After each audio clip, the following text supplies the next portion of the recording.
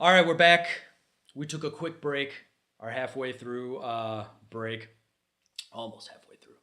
And we are talking about drsya viveka, the difference between the seer and the seen, which it started out talking about the difference between the seer and the seen, but we've reached the point where we have realized that there actually is no difference between the seer and the seen. There's only seeing. So in the language of this text, there is only awareness. There is no aware of and person being aware. Those are concepts created by thoughts. There is actually only awareness itself. So, let's hit verse 20. Every object is composed of elements. These elements appear to exist as separate phenomenal aspects, but in reality are not separate from their home ground, which is awareness. Okay, and I'm skipping the latter half of this verse, mainly because this is an ancient text, so they only believe there to be 5 elements, and he's actually going through them. In modern age, we actually now know there are more elements, and there is absolutely, it's redundant. There is no need for us to go through each element and explain how they exist as separate phenomenal aspects. Okay. All you need to know from this verse is objects are composed of elements. The elements make things appear as separate and different. Yet everything, which come together to form everything animate and inanimate, nature, animals, humans, and even the gods themselves, arise in and are not separate from awareness. Everything, your concept of God itself, upon inspection, is just a concept that arises in your awareness, or in awareness. You can't even say your awareness, because we've already proved who the concept of you yourself are a concept. There is only awareness. Everything else is conceptual, created by this power to create something out of nothing.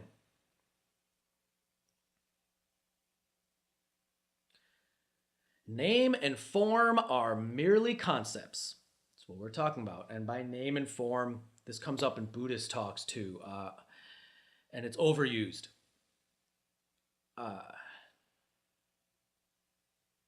Concepts. Concepts are concepts. I mean, we have no doubt on what a concept is at this point. So, tablet, this rectangular thing itself in a red case, these are all concepts attributed by my mind. And it goes further to name it as tablet. Now, they're merely concepts. They're thoughts. Nothing more, actually. Everything, my mind can trick me and say, oh, but it feels so real. But the notion of feeling itself and what I'm feeling is thought. The notion of what I am feeling, that I am feeling something, is also a thought. It's all just thoughts that come and go within awareness. But it's not a bad thing, even though it's the cause of all suffering, but it's still not bad. There actually is no suffering, and we'll get to that. But they can serve as pointers back to the awareness in which they arise. You can use everything you experience to your benefit. And this is where this text almost flicks on the switch to enlightenment. I mean, it is so efficient, and it's now giving you easy, efficient, practical methods for enlightenment to just come on. It's great. There's no need. I mean, it helps But the way he's going to go through this is you don't have to sit and meditate. You don't have to fast. You actually don't have to be a vegetarian and do all the millions of things that help facilitate the ability to come to this understanding. But if you can do it without those things, you can. And he's showing you how, right? So, everything we're perceiving, name and form. Again, let's go with vision, since that's the focus he likes to go with. Anything you see can serve as a pointer back to the awareness in which they arise. When awareness recognized and awakens to itself, there is uninterrupted abiding as awareness, even as name and form continue to arise. So, here's an example I like to use. When we're little, or even ancient man, saw the sun rise and the sun set, we actually see a sun come up and go down and go away. Once we as people learned that that's not actually happening, we are now aware that there are planets orbiting a star. And the sunrise and the sun setting is really just the rotation of our planet and its relative position to the sun. We know that when the sun sets, the sun is not actually gone anywhere. We still use the terms sunrise and sunset. We still see the sun appear and the sun disappear. But once we know that it actually hasn't gone anywhere, there's no reason to freak out when it's nighttime and start to do a bunch of superstitious prayers and dances in the hopes that the sun's going to come back the next day. There's no reason to create a mythology of the sun, where it goes, and try to figure out where it goes. It hasn't gone anywhere. Once we know this, we still experience sunrise and sunset. It appears and disappears.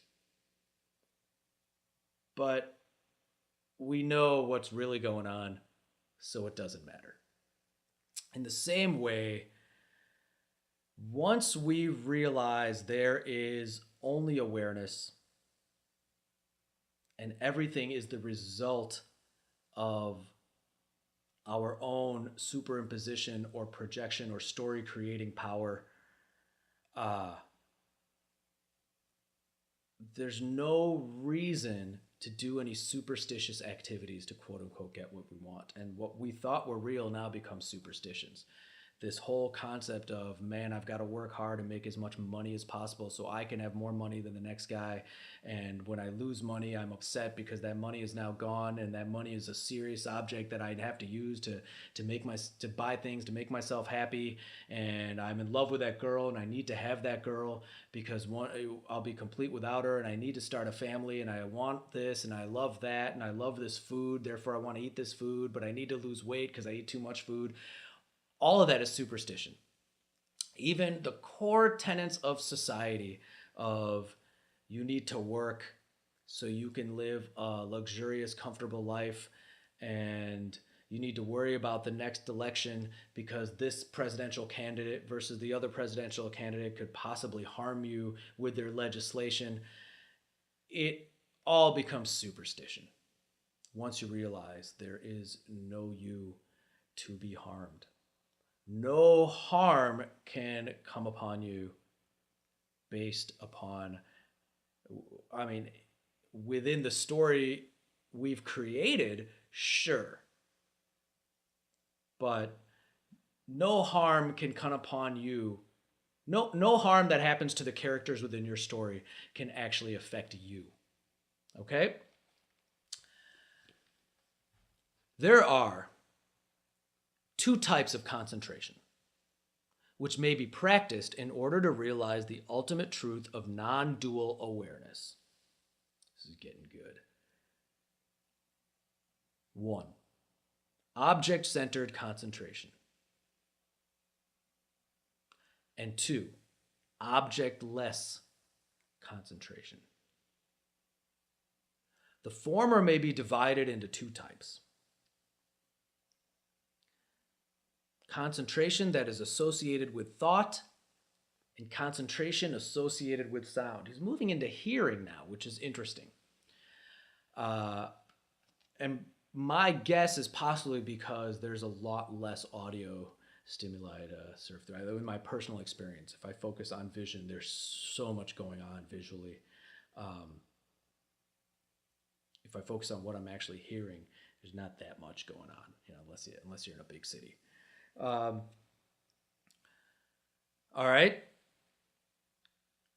So he's saying you can concentrate.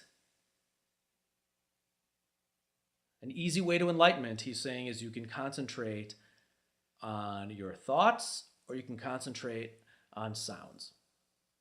All movements, is the next verse, all movements that arise in the mind are to be treated as objects. And they are. Object meaning subject and object. Anything you are aware of. Awareness, remember, it consists of an illusory subject and object. Anything you are aware of is the object. The person who is aware is subject. Here, awareness becomes the subject itself. I'm talking grammatically. Awareness becomes the subject itself that is aware of an object. The Buddhists will actually go a step further and talk about how once you think of awareness as awareness then has become an object, and the awareness of that awareness is the new subject. But then when you think about that, that becomes the new object, and you get this infinite loop of subject and object, which shatters your reality even further. Next verse. I am being, awareness, bliss, unattached, self-luminous, and free of separation. This understanding is known as inquiry, in which ideas are present. Samadhi.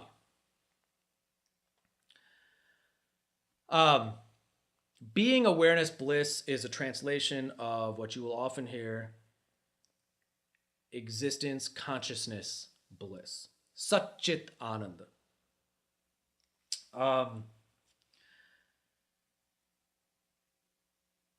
Awareness is a better word, in my opinion, than consciousness. Consciousness is it just doesn't seem like a real world in our colloquial language. Awareness is good. We know what awareness means. Awareness is awareness. Being, I think a better word is existence.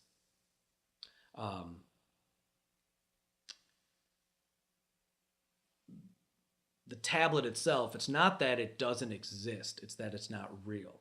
In fact, it is proof of existence itself. Existence itself is taking the form of the tablet. You cannot use exists as an adjective. This is an error in language, not necessarily an error in your mind or reality. We say the tablet exists and unicorns don't exist. That's just an error in language itself, because when something that exists, existence is not a quality like red or blue or hot or cold. It's not an adjective. It's not a trait. What we're really saying is, I'll show you why grammatically why it doesn't work. When we say the tablet exists, we are asserting its existence in that sentence. We're saying the tablet, something that exists, has a quality of existence. But when we say the unicorn doesn't exist, we're saying a unicorn, which exists, has the quality of non-existence. You created a paradox, but that paradox is a result of just language. It's just a bad quality of language in general. It's not a real paradox. It's just language is not efficient enough. Language tends to give a lot of errors. We can't take it that seriously. But what we're really trying to say when we say the tablet exists is existence has taken the form of a tablet.